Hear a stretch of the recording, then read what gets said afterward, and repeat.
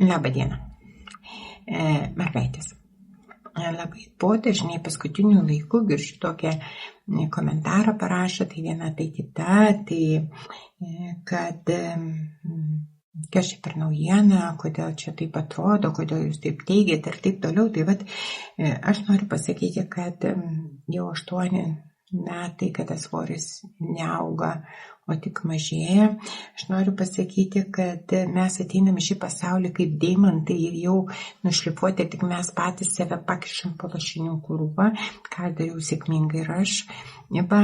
Ir tiesiog reikia laiko, kodėl mes taip elgiamės. Žinot, pagrindinis iš dalykų tokių tiek nutukimui, tiek emociniai būsenai savo išlaikyti, tai yra mūsų įsitikinimai.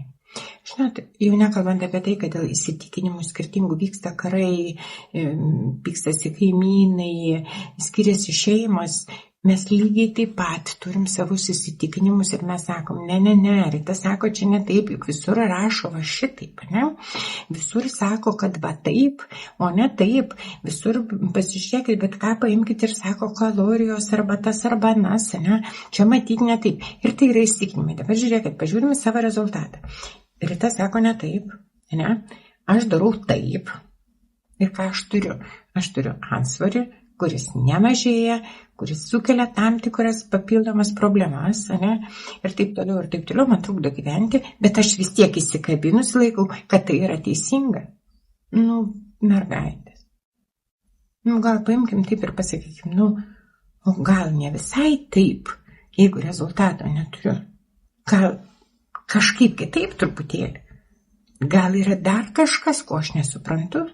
Juk jeigu jūs manęs paklaustumėte apie baletą, aš nepulčiau įrodinėti, baletas, nes aš jo nesuprantu. Tai gal ir jūs, jeigu nesuprantat, tai galbūt susiraskit tą, nebūtinai Ritą. Susiraskit tą specialistą, kuris tikrai žino, kaip tai daryti ir tiesiog darykite. O ne tai, kad, pabandžiau vieną, pabandžiau kitą, pabandžiau trečią, bet bėgu 15 nemokamų programų, niekas nepadėjo. Vieną kartą ir visiems laikam. Ačiū ir iki sekančio malonaus.